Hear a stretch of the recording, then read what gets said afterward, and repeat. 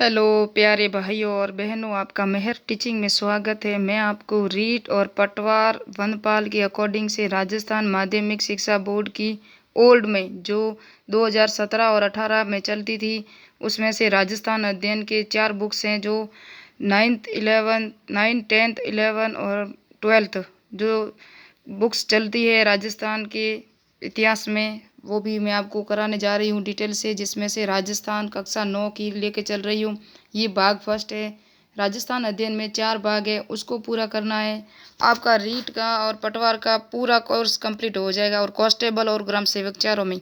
तो next part में हमने पढ़े थे राजस्थान का भौतिक पर्यावरण, ये देख सकते हैं जो पढ़ा था। इससे पहले हम पढ़ चुके हैं राजस्थान की ऐतिहासिक पृष्ठभूमि, ये देख चुके हैं। और राजस्थान का भौतिक पर्यावरण अभी देखेंगे, वो भी देख चुके हैं, लेकिन इसका क्या करना है, इसके हमने प्रश्न उत्तर नहीं किए थे, कुछ इंपॉर्टेंट फैक्ट बताए थे।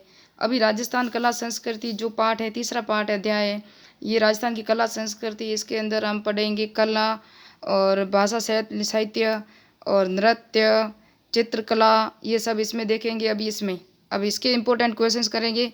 पहले इसके कुछ प्रश्न रह चुके थे वो करवाएंगे, उसके बाद इसके प्रश्न और इम्पोर्टेंट मोस्ट फैक्ट बताएंगे, वो आपके एग्जाम के आने में इम्पोर्टेंट होंगे, परीक्षा में आने की दृष्टि से वेरी इंपॉर्टेंट होंगे, वही बताएंगे।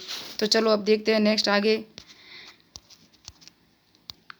ये राजस्थान का भौतिक पर्यावरण जिसके इम्पोर्टेंट पार्ट जो दिया हुआ है, राजस्थान अध्ययन कक्षा 9 की पार्ट भाग 1 में जो दिया हुआ है ना, उसका पार्ट नंबर 2 है, अध्याय 2 है। 2 के इम्पोर्टेंट प्रश्न क्या क्या थे वो मैंने नहीं किए, इंपॉर्टेंट फैक्ट ही बताए थे आपको।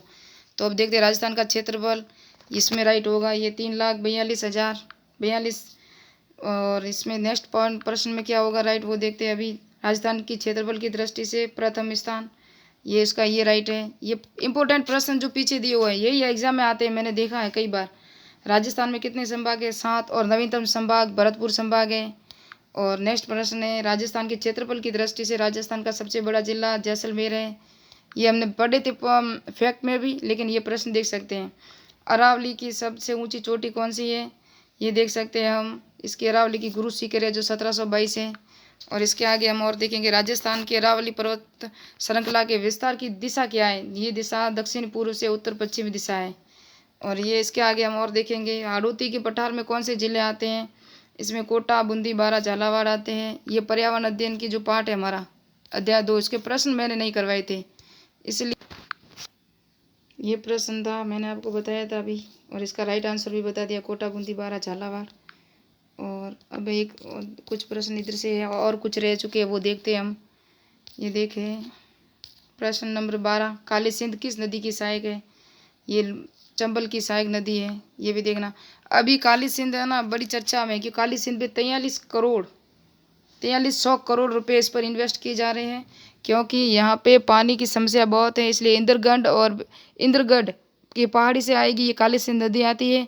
और इस काली सिंध नदी जो चंबल की सहायक है, यहाँ इंद्रगढ़ और बिसलपुर बांध की तरह ही यहाँ पानी की आपूर्ति करेगा पूर्वी राजस्थान में। ये इंपॉर्टेंट है करंट अफेयर्स की दृष्टि से, चंबल नदी।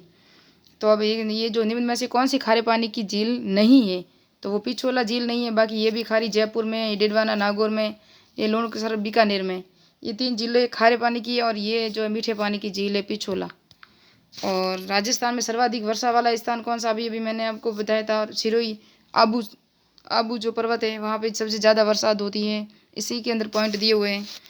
और इसके आगे हम अब और देखिए राजस्थान में पूर्व से पश्चिम, उत्तर से दक्षिण की अधिकतम लंबाई चौड़ाई, खारे पानी की 3 झीलों के नाम, राजस्थान का कुल क्षेत्रफल, साबरमती नदी कहाँ से निकलती है। ये प्रश्न मैंने आपको नेक्स्ट में जब RS के मेन के एग्जाम में होगा, बाद में वापस हम रिवीजन करेंगे, तभी इन प्रश्नों ही करेंगे। अब नेक्स्ट पार्ट में हम देखते हैं। और इसी पार्ट में कुछ मोस्ट इंपॉर्टेंट फैक्ट रह गया था, वो मैं आपको बताने जा रही हूँ, क्योंकि ये परीक्षा की दृष्टि से वेरी इंपॉर्टेंट है, इसलिए मैं आपको वापस बता रही हूँ कि रौचावच और धरातल और धरातलीय प्रदेश के स्थान में राजस्थान का प्रतिशत क्या है। हमेशा प्रतिशत के बारे में अभी तक प्रश्न नहीं आया, तो मुझे लगता है अब की बार यहीं से आएगा। तो ये देख सकते हैं ये क्या है, ये प्रतिशत के हिसाब से बांटा हुआ है इनको 4 भागों में। और प्रथम भाग है ये उच्च शिखर, क्या है, उच्च शिखर है। और ये कितने प्रतिशत राजस्थान में है, ये कुल राजस्थान में 1% क्षेत्र से भी कम है। क्या ये उच्च शिखर है ना जो राजस्थान में, धरातल की स्थिति से बता रही हूँ मैं, और यही आता है एग्जाम में। और नेक्स्ट में पर्वत श्रृंखला राजस्थान में कितने प्रतिशत है वो देख सकते हैं आप। ये जो पर्वत श्रृंखला है राजस्थान में, जो राज्य के लगभग 6% भाग पर विस्तृत है। कितने? 6% भाग पर विस्तृत है और 600 से 900 मीटर तक इसकी ऊंचाई है, ये याद रखना। और ये इसका ये कहाँ कहाँ पर है ये देख सकते हैं, ये कहाँ से कहाँ तक, ये दक्षिणी पश्चिमी से उत्तर पूर्वी तक अक्रमिक रूप से राजस्थान के मध्य में विस्तार है। कहाँ है? राजस्थान के मध्य में। सर्वाधिक विस्तार कहाँ है? सिरोही, उदयपुर, राजसमंद से अजमेर जिले तक, ये 4 जिले आते हैं इसमें। इसके पश्चात जयपुर और अलवर जिलों में भी इसका विस्तार है। किसका? पर्वत श्रृंखला का। ये नेक्स्ट पॉइंट हो गया। एक और टॉप पॉइंट है, 3-4 पॉइंट है। ये उच्च भूमि और पठारी क्षेत्र राजस्थान में कितना प्रतिशत है ये देख सकते हैं आप। ये लगभग 31% राजस्थान में इसका विस्तार है, उच्च भूमि और पठारी प्रदेश का। ये प्रतिशत के हिसाब से हमेशा पूछते हैं। और इसकी ऊंचाई 300 से 600 मीटर है। और ये क्षेत्रफल आप देख सकते हैं कहाँ तक है, क्या है ये देखो। जबकि दक्षिण पश्चिमी ये देख सकते हो आप, जहाँ उबड़ खाबड़ धरातल है, औसतन ऊंचाई 500 मीटर है। और यहाँ से दक्षिणी पूर्वी से हाड़ौती का पठार क्षेत्र आता है राज्य के। ये कौन सा क्षेत्र आता है इसमें?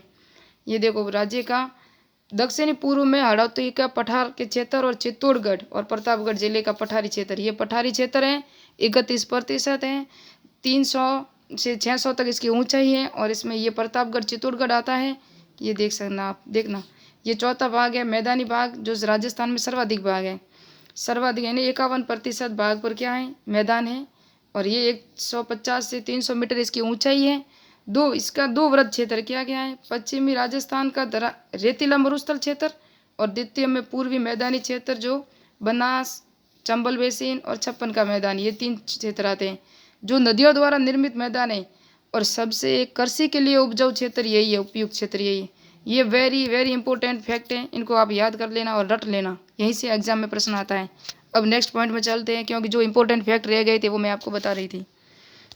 तो अब चलते हैं आगे।